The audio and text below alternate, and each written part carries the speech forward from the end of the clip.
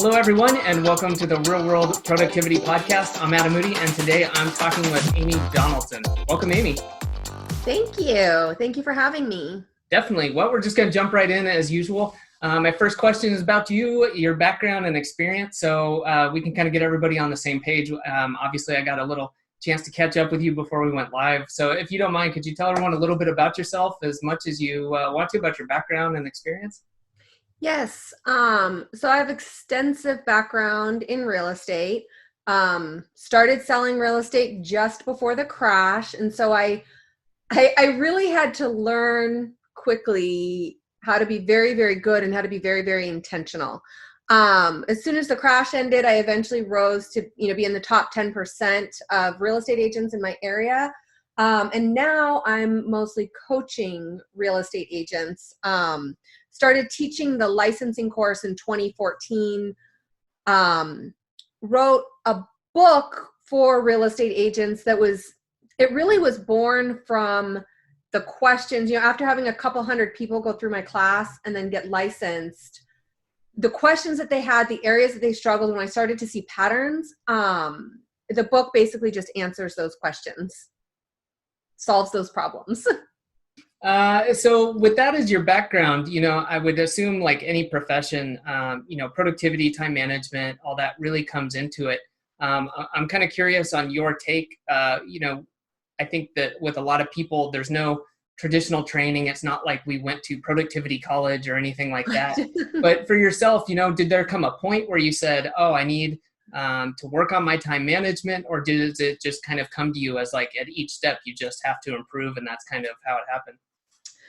Well, it was essential from the beginning. I'm also, a single mom. Mm-hmm. So are you still a single mom once they're 21 and independent? I don't know. I'm going to say yes, but I don't know. I'm a guy and I don't have kids. So right. So, but anyway, I was getting into real estate at a very difficult time, and as a single mother, who part of what that being a single mom means is that you're juggling everything, right? You're both mom and dad. You're the primary breadwinner. You're also the lunch maker and the taxi driver and everything, plus needing to fulfill all of your clients' needs. So it's kind of one of those things where I didn't have the luxury of being able to like not be successful. And the time management piece, it just seemed to me, it was very organic how when there's so much stuff to do. I don't know if you're familiar with Stephen Covey's The Big Rocks. Mm-hmm. Yeah. Oh yeah. Okay. So for anyone listening who's not familiar, essentially, there's a container, you put a few big rocks in it and ask if the container's full. But then you can add in little pebbles and it's even more full. And then you can add in sand and and then you can add in water and now it's like really full. Yeah. But if you had added the water first, you're never going to be able to put your big rocks in. So the big rocks are your family, the big rocks are my daughter, my livelihood, my home, my other relationships. And for me, my daughter always came first. And I knew that, so before being a single mom, I was a stay-at-home mom. Mm-hmm. And I knew that was the most important thing to me. I didn't want to miss field trips. I didn't want to miss out on her growing up. And so I just kind of stumbled upon this organically because I knew that if I told a client, I can't show that house today because I'm going on a field trip, that might not reflect so well and that could cost me business. Mm. So I kind of organically figured out that I'm going to put in the field trip on my calendar. And if somebody wants to go do so, I would say, I have an appointment at that time, but I'm available at 3:30. Would that work for you? And what I learned, and that was very scary for me at first. So yeah. When real estate agents have a hard time setting these boundaries, I get it. It was terrifying for me. It was a huge leap of faith that first time that I put my daughter on my calendar and told a client no.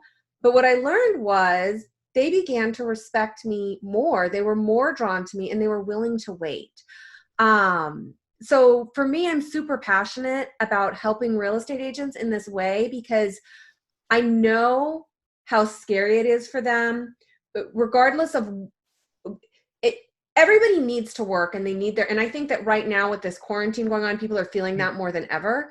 But so for whatever it is, whether you're the primary breadwinner or not, but if you need those clients and I know how scary it is to tell them no, but I also know how powerful it is and how important it is and how it increases the respect that your clients have for you.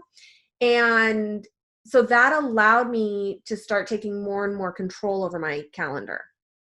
Definitely. I think that's a great point. I definitely want to talk some more about that. And I'm smiling, which nobody can see, of course, on the podcast. But this came up for me yesterday. I do client work, and it's something that I've had to work on. And I think anyone who works with clients, it's setting up those boundaries. And something I've started doing over the last couple of years is starting to write that into contracts and proposals. Is let's say we have a weekly meeting, and I say I will do my best to do ad hoc meetings if you can't make it.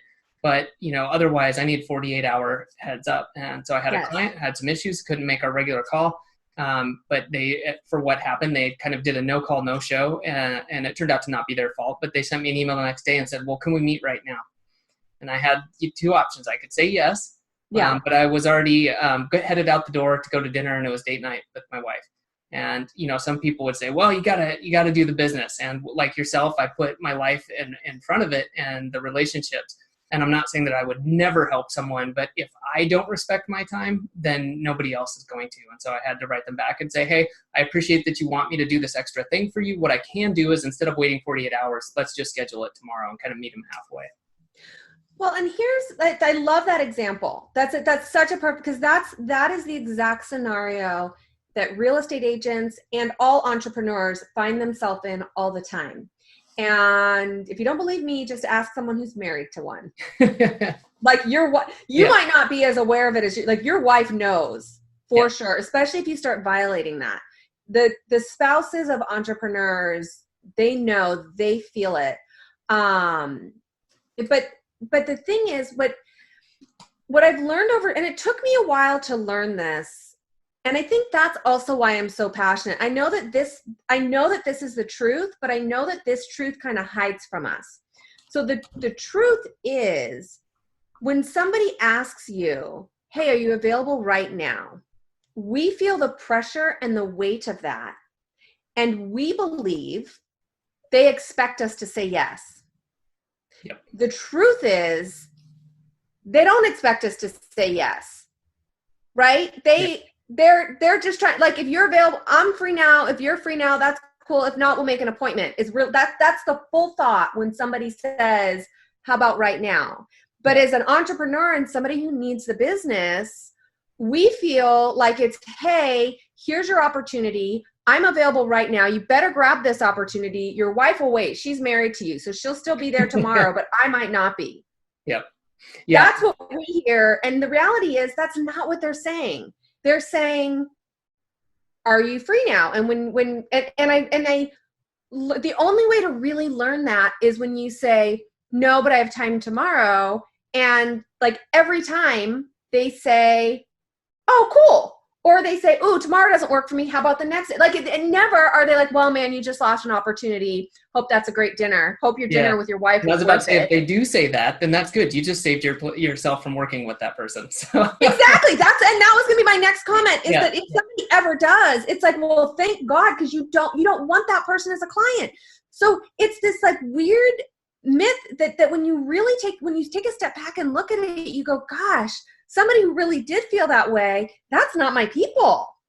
Yeah. That is not my people. And I certainly don't want the people closest in my life who love me the most and who I care about the most, whether it's your kid or your spouse or the person that you actually have plans with. They were important enough for you to put them on your calendar. You don't want to put that person aside for somebody who's going to essentially treat you like a doormat. Yeah, definitely. Couldn't agree more. So I really like that. And I think that that's something that transcends, both what I do, what you do. I think that there's a great lesson for everyone in that. And just, it's tough. Like you said, I think I know I gloss over that. It's tough. I still get used to this and force myself.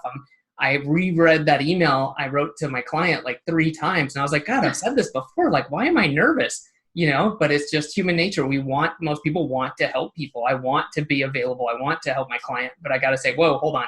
If I do that, yeah, what am I getting? What am I actually signing on for? And I'm disrespecting my own time. So no. Yeah. Well, and the other thing is you don't even need to respond to that email immediately. Yeah. And it feels, especially when someone's like, hey, I'm available now, or if you're free, you don't need to answer that. You can answer that tomorrow and be like, oh, yeah, I was at dinner with my wife. Sorry, Jim's just now seeing this. They'll figure out you're not available. Yeah. Yep. Like you don't even have to make yourself available to answer the email to tell them no. Which is good. So there we go. Here's a time management tactic for everyone that don't worry about it. Go ahead, set yourself that reminder so that you're not, thinking, oh God, what if I forget? And then just go on about your day instead of, because I know like most people, I sit there and I'm like, I'll reread, like I said, that email 3 times. So instead of doing that, I like that better. Just, go on about it if you already have something scheduled and get to it when you're supposed to. Yeah.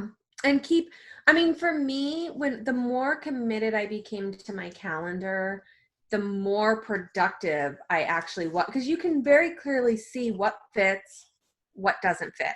Yep. And do you mind if we talk about this a little bit? Because I think this is important. And to be honest, it's something that I didn't do for a long time. And just over the past few years, realizing even more, it's becoming more and more important as time goes on.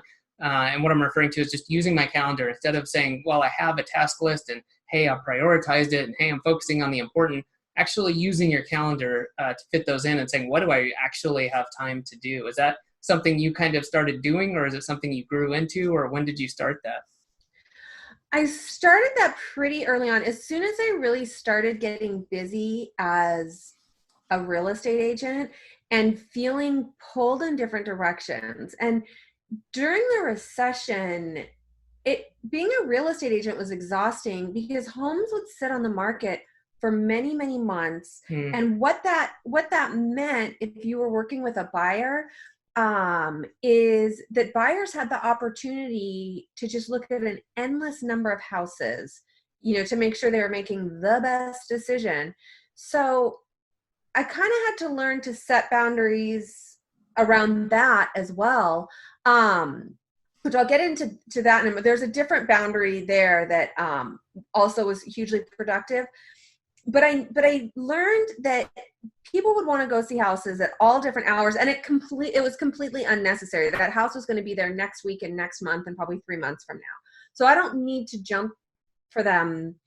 But I always needed more clients, right? Like you always need to be filling your pipeline because no matter what you do for a living, if you're the business owner, your primary job is getting more clients, and your secondary job is the thing that you do. So whether you own a gym or you're a real estate agent or you do digital marketing, your primary job is getting more clients. Secondary job is doing the thing. So once that clicked for me, then I put on my calendar 2 hours every single day that I would work on finding new clients. And then that did not move. If something else needed to fit in there, then that needed to actually get rescheduled on my calendar and move to a different time. It's not just like, well, I know that from 9 to 11, that's what I'm doing. It was legitimately on my calendar so that if I wanted to put something out, back in the day when we used paper calendars, I'd actually have to cross it out. Now it's easier to just move. Yeah. But it's on your calendar, and therefore it happens. You see it every single day. And what's most important is if somebody would, they'd say, hey, I want to go see this house tomorrow at 10 a.m., but 9 to 11 is my prospecting time.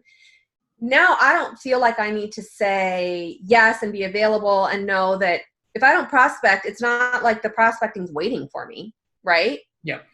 Nobody's going to know. But instead, I would look at my calendar and see, ooh, okay, I have an appointment from 9 to 11. That house is 30 minutes away, so I can be there at 11:30. So you don't need to tell people. That's the other thing, is it's none of their business what I'm doing. I don't need to tell people if I'm at a field trip. I don't need to tell them if I'm prospecting. I don't tell them like, oh, well, that's my prospecting time, right? Yep. I would just say, oh, you know what? I've got an appointment at that time. How about 11:30? Yep. And I also learned that when I started working with clients, I would ask them about their schedule, and I would tell them that the afternoons are actually better for me to go looking at houses. So that also reduced the amount of times that somebody would even suggest the 10:30 time slot. Yep. Right. And I started, and here's the other thing, people want to be so accommodating that what they don't understand is that if a client and in today's market, it's very, well, aside from the quarantine. Yeah. So I guess in last month's market, homes would stay on the market very, very short period of time, often with multiple offers. So like when something came on the market, you need to be out there immediately that same day. So training your clients, letting them know that, 11:30 to 7 are the hours that are best for me. Now, when they shoot you, they're gonna, hey, can we go see this at noon? Can we go see this at 11:30? So you're really protecting that time, setting that up front, and realizing that our clients, they don't want us to stand on our head 10 different ways for them, right? As a real estate agent, when you're working with a buyer, what your client wants is they want to get the house. Mm-hmm. That's, at the end of the day, that's what they want. And their immediate need is they want to see the house. So they might have said, can we go look at this tomorrow at 10:30? They don't want to see it at 10:30. They want to see it. Yep. So getting clear about that, instead of, when you live in fear that you're always going to lose a client, you just want to do everything that they say. But when you sit down, have a consultation with them right off the bat, that set the boundaries that need to be set, they don't feel like you're telling them no. They feel like you're serving them. Yeah.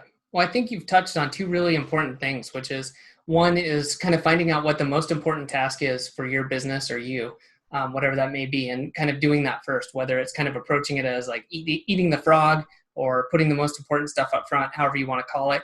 Yeah. But then also finding out what it is that your target demographic wants. It's like you said, they don't want to go see a house at 10:30. They want to get to buy the house that they want. And how that happens, so long as it doesn't cause them pain and suffering, they probably don't care. And I think those are two things across markets, right? Is fulfilling what people want. Don't assume maybe go out and ask them, and then putting that most important part up front, which for a lot of business owners is prospecting or driving sales. Well, and really putting yourself on the consumer side and starting to pay attention in situations where you are the consumer. So when I go to a doctor's office, for example, I expect there to be somebody that greets me, and I really hope that's actually not the doctor. Yeah. Right? I mean, seriously, like, agents are afraid to hire assistants when they're like, oh, but my clients want me. It's like, you do look as an agent, you're safe being the one for everything. So like pull the ego back a little bit. But also, if somebody else does some of your client intake for you and asks them, that actually comes off as very, very professional. If I had two different experiences at doctors, or let's not even say it, because most doctors for sure, but like a massage therapist may be independent and maybe not. And a massage therapist, if they're the person that does the intake, I'm going to be okay with that. Mm-hmm. But honestly, if I go to a different massage therapist and there's somebody else that does the intake, that's going to feel better to me as a client experience. And so real estate agents often don't understand that when they start getting ready to hire somebody and to take some stuff off of their plate, how much more productive they can be, and that it's not a turn off it's actually a turn on to their clients. They don't feel like they don't feel put off. But then that also brings me to another thing, having a client intake process, right? So very, very early on, I had sheets, for buyers and for sellers that basically had, a bunch of questions for them to fill out. And I teach this to agents who often will say, I don't want to inconvenience them. I don't want to, but it makes them feel served. When I go into the doctor's office and I have to fill out, let them know like what allergies I have, or at the massage place, let them know, I have to circle the places where I have chronic pain, all those sorts of things. I don't feel inconvenienced by the 15 minutes. I feel served. I feel confident that this person's not going to injure me further, mm-hmm. that they're not going to prescribe something to me that I'm deadly allergic to, that I feel cared for. And that's the same thing with our clients. And then eventually in my career, I kind of next leveled it, because I would literally have my buyers fill out the form, that's, how many bathrooms do you want? What do you need a fenced backyard? That kind of stuff. But when I next leveled it, then the top portion of that form where it asks for their name, I then started asking, their name and contact information. I eventually started asking for their birth date and the name of their favorite restaurant, which almost everyone would give me that information. And now I knew their birth date and their favorite restaurant. Wow, that's great. Which was, and I had a file on everybody. Yeah. And then it was super useful because then the other thing that agents struggle with, they've got all their stuff about getting business, but then staying in contact long-term with their clients, and what are good client gifts? What are good closing gifts? What are, so finding out what it is. And as I would go through the home buying process with somebody now, if I had a file on people, I had a place where I could, if I learn, okay, I know their favorite restaurant. So that's all, a gift card to their favorite restaurant. That's always an easy, safe closing gift, birthday gift, and whatever you want, right? Yep. But as you learn more things about them, you learn maybe their kids' birthdays or their favorite sports teams or stuff like that. You have a place to go back to, that I'm going to go make a note and write that down. And the efficiency, that might not seem like a huge productivity hack, but it is, because of how time agents think, what should I get this client for this Definitely. And it feels so good when people are like, oh my God, that's my favorite restaurant. How did you know? You just say, I pay attention. I know it's my job to know these things. Yeah, I've got to say, I've sold one house, and the agent we used, I now follow her on Instagram. Like, I mean, she did an awesome job. So like forever, if I ever move back upstate New York, I know who I'm going to call. It was an amazing experience, and it was a real contrast. And like then seeing what she does, it's like, oh, she's busy, but just those little things, she's planted those seeds for, she's not going to save time. She would have an instant client if I ever moved back there and needed to buy a house. Yes. Yeah. Yeah. That saves her a lot of time. Yeah. Which is massive and makes her a lot of money. It's the same thing. I think, onboarding people, whether you're selling a course, whether you've got a different small business, I think there's a lot of truth to that. And Matt Barnett, I interviewed him. He's the founder of Bonjoro. I believe it was him. He said, automate the processes, not the relationships, or he quoted someone else who said that. And I think that's, that falls perfectly into this is, hey, get that information from people, put it in your file, have a reminder pop up, and then, then take over the relationship part of it. Yes. And the relationships can grow so deep when you don't have to think about this. And now, when I first started, we didn't really have CRMs, right? I literally had 12 folders, January, February, March, and each one of them 31 days or 28 days or however many. And I would put stuff. So if I was calling, if I called someone that was maybe going to list, in the summer, and now I want to follow up with them next, I put it in the next month folder. Or if the next time I want to contact this person is on their birthday, I put it on that folder. So it's like every day I would open up my little folders and have all these pieces of paper, which thank goodness now we have CRMs and I'm not moving all these papers around.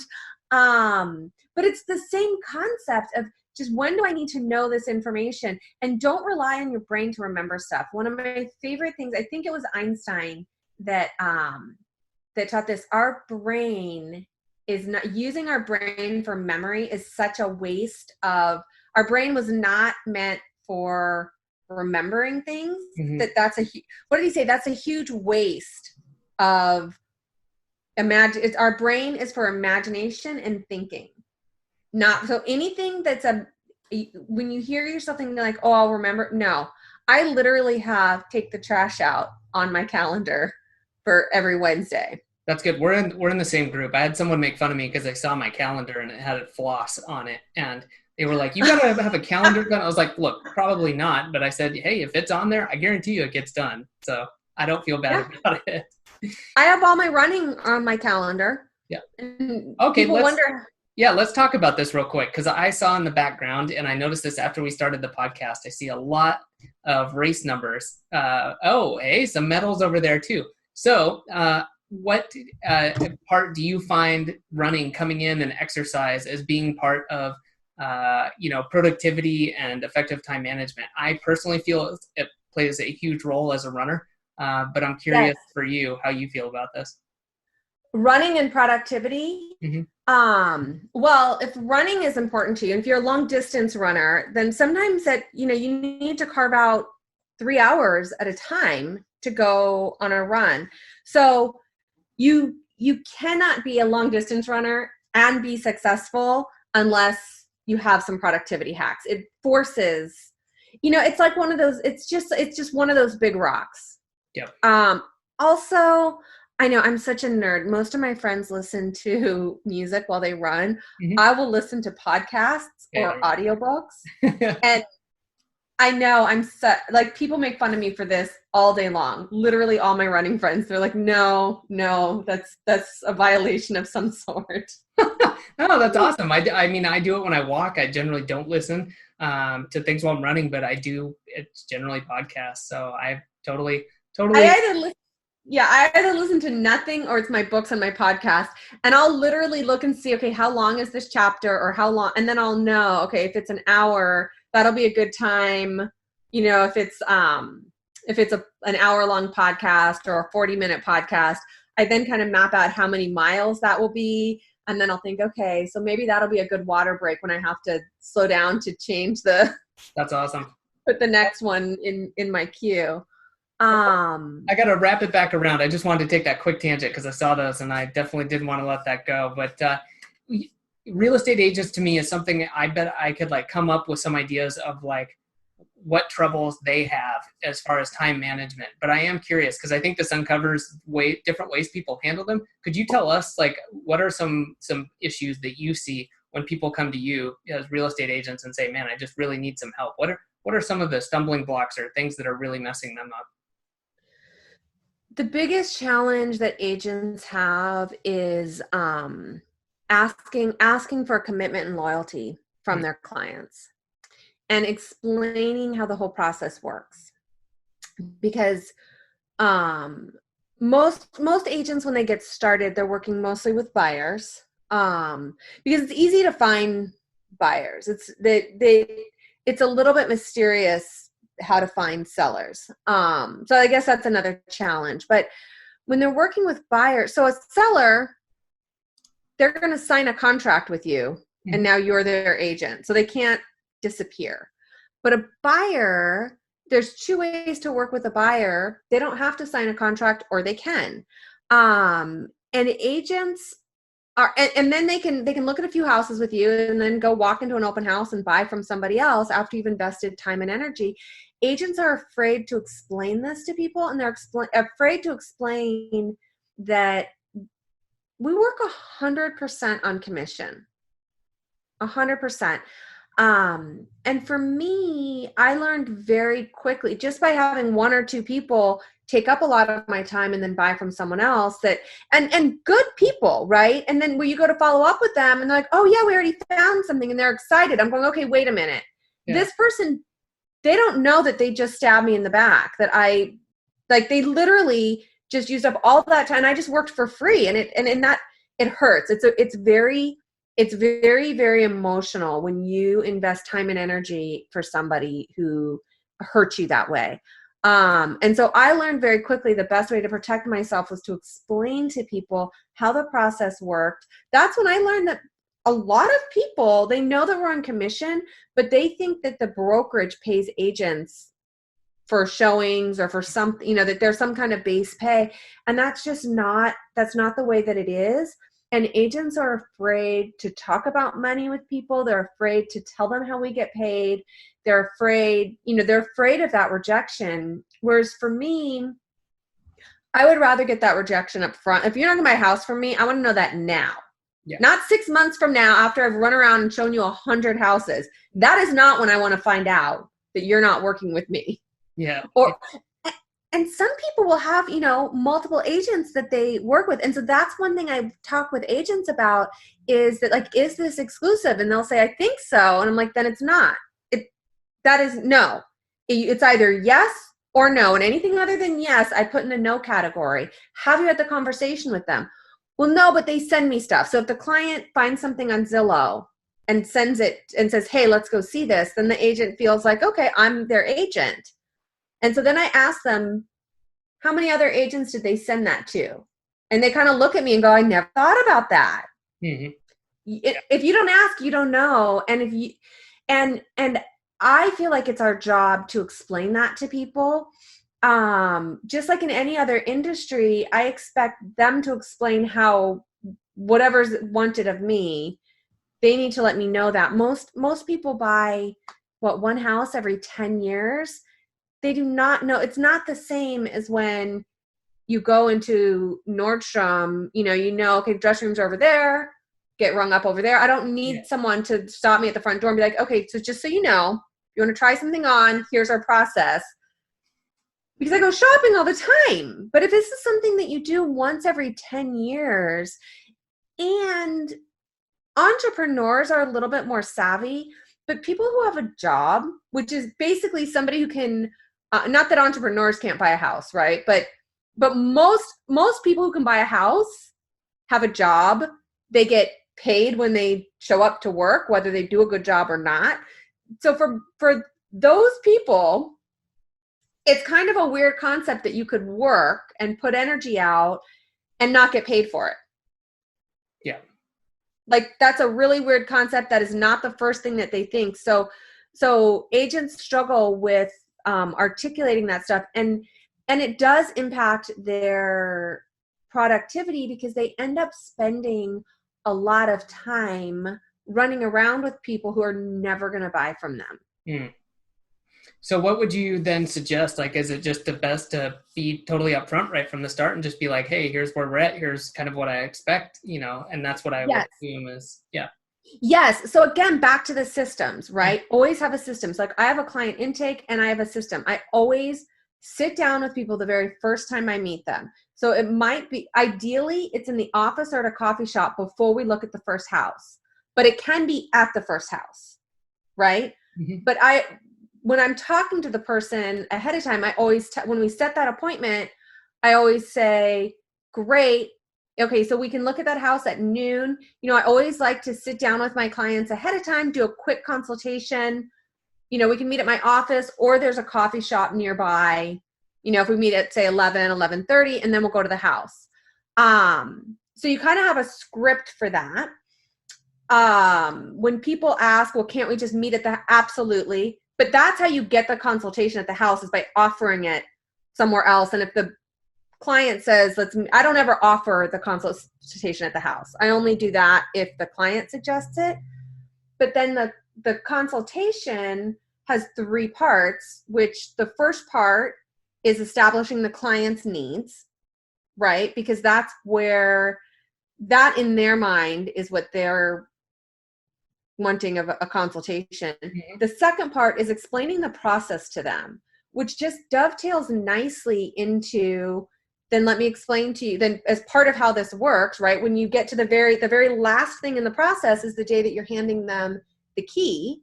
And that's when all the money is dispersed. And that's actually when I get paid.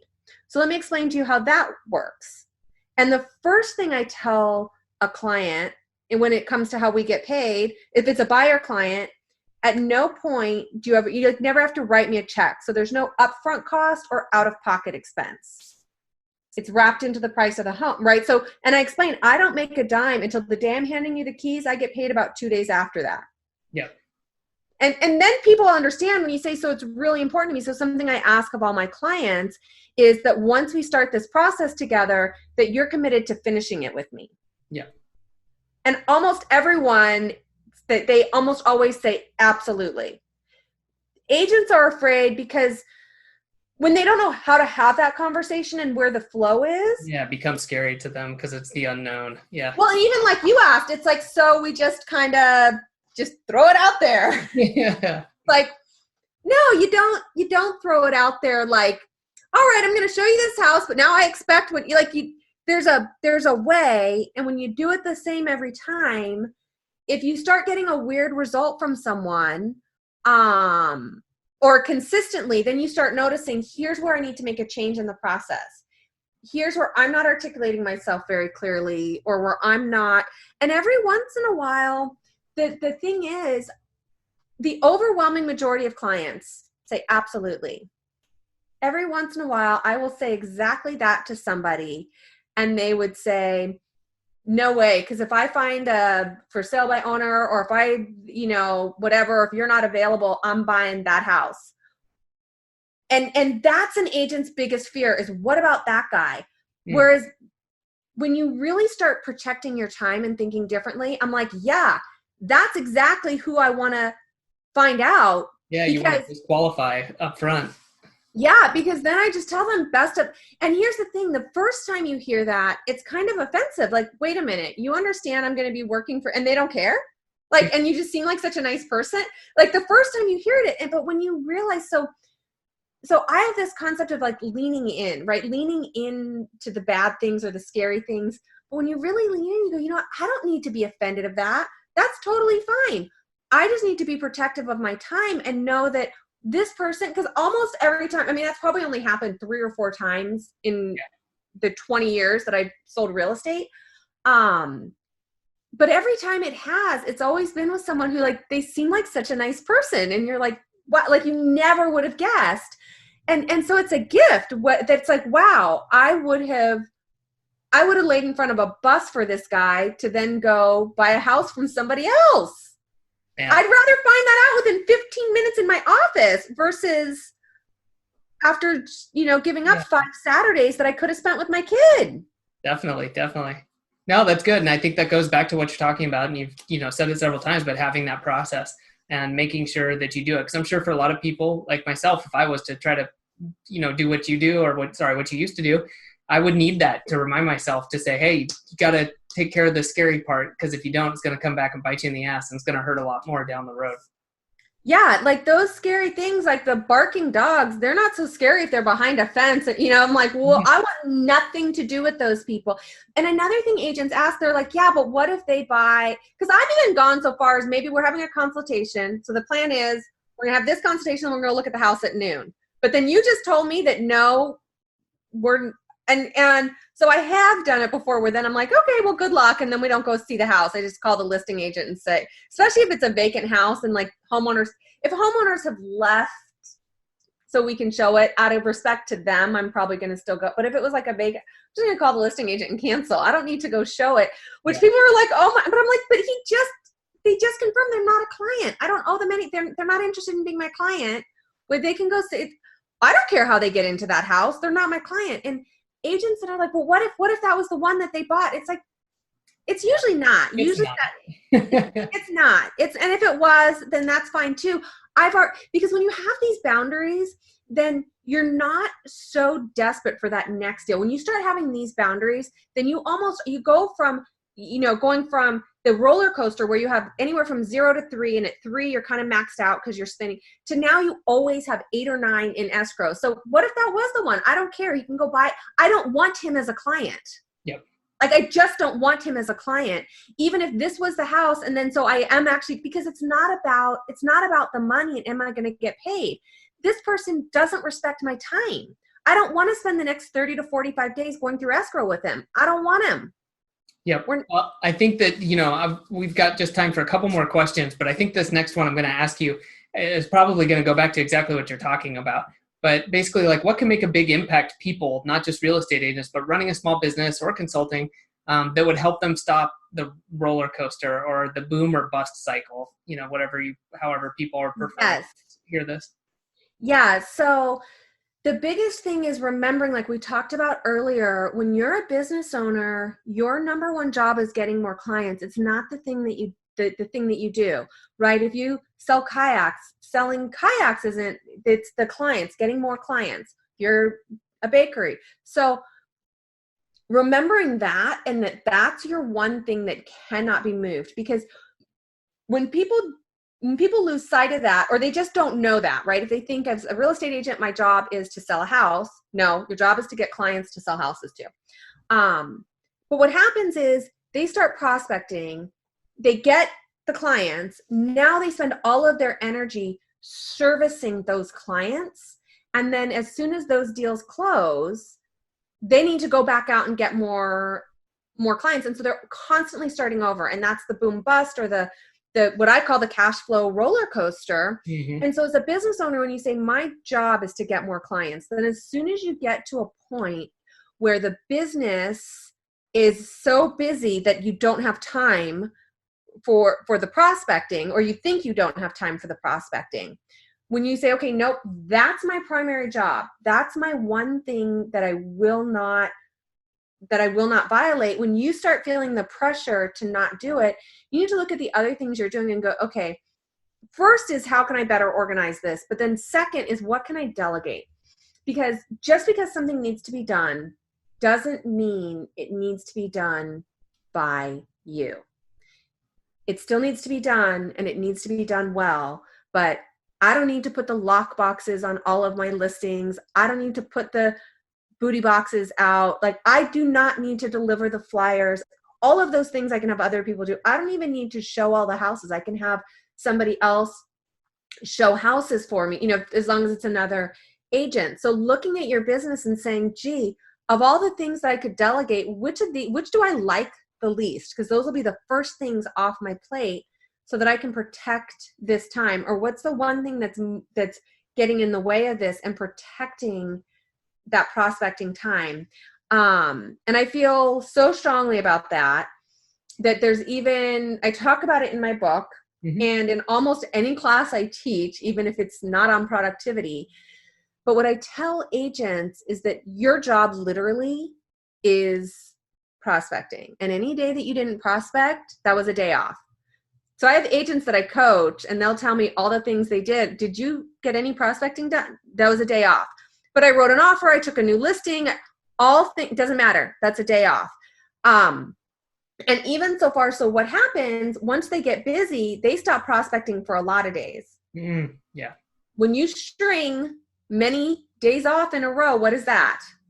It's a vacation. That is a vacation. Your vacations should be spent drinking something sweet out of a coconut somewhere, not running around with your clients listing a house. Yep.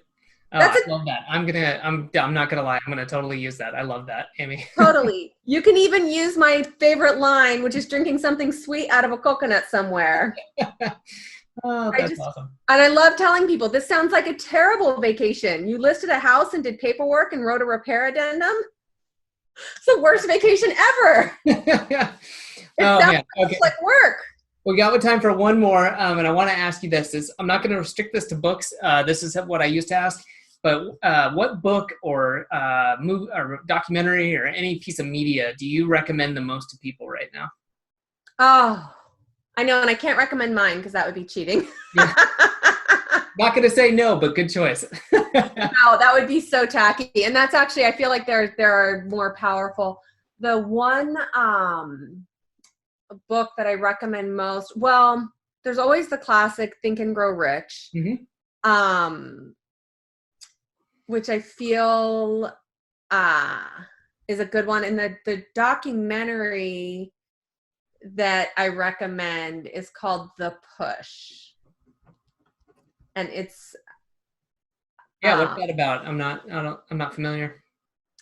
So the premise is, how far can we push someone? And it deals a lot with psychology and marketing.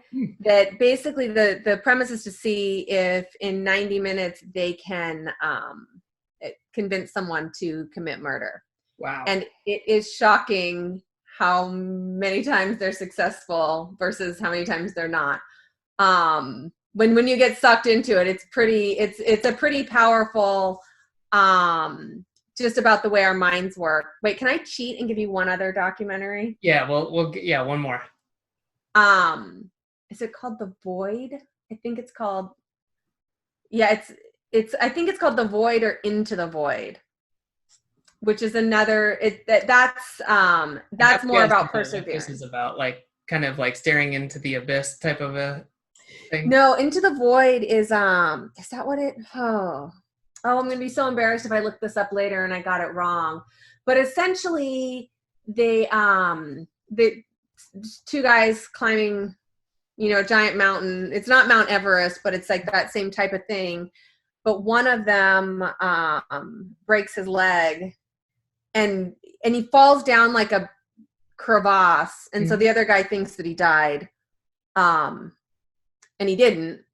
You know at the beginning of the movie that he didn't, so that doesn't ruin anything because he's one of the people telling this story. But when you do these kinds of things, you never leave a man out there, except he legitimately thought that his friend, or no, I think he knew that he was alive at the bottom of but the guy was like, "There's no way, you have to go back."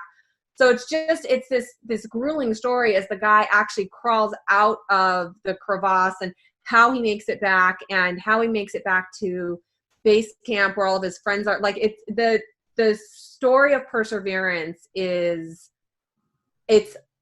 amazing. It's one of those things that you just go, wow. And when you're facing difficult times, you realize I do not have it that bad. Yes, we're quarantined. Yes, a lot of the activities we normally do are shut down, but people have overcome way worse things than what we're dealing with right now. That's for sure. And yeah, I would imagine just any other day too. Yeah. So, well, cool. Amy, thank you so much for coming on. I really appreciate you sharing so much, and thank you so much for your time. Yeah, well, thank you. Yeah, well, so where can people go find out more about you and find out what you're working on? Yes, well, the best place is just to go check out my book, which is Get Off the Cash Flow Roller Coaster. So if they go to getoffthecashflowrollercoaster.com, I know that's a mouthful, but it's getoffthecashflowrollercoaster.com. They can download a free copy of my book, and they can register for my webinar on digital marketing secrets for real estate agents. They can follow me on Facebook. Sounds good. Well, they've got a bunch of choices, so I'll put that in the show notes as well. So anybody looking, you'd be able to find that if you're listening to this or checking it out on the blog. So go check it out. And Amy, thanks again. I really appreciate it. Thank you so much. This was so much fun. Thanks for listening to this episode of the Real World Productivity Podcast. If you know someone that would enjoy this episode, please grab the link and send it via email, message, or whatever means works best. Now, if you're looking for more ways to increase your productivity, time management, and team building skills, be sure to go to productivity.academy/resources to find out what tools, cheat sheets, and services can get you started and make the most impact right now. For those who want to make fast changes and want to save dozens of hours, I highly recommend joining the 14-day Productivity Foundation Challenge at productivity.academy/foundation challenge. This 14-day challenge takes minutes per day, but will help you develop or improve your daily review to get more done with less distractions and loss of focus. You'll also get over-the-shoulder directions for setting up an automation to save dozens of hours, and the process for deciding what else you should automate and how to do it. And if you're serious about continuous improvement and you know that productivity, time management, and team building will impact every area of your personal and professional life, join us in the Growth Automation membership. Find out more at productivity.academy/join.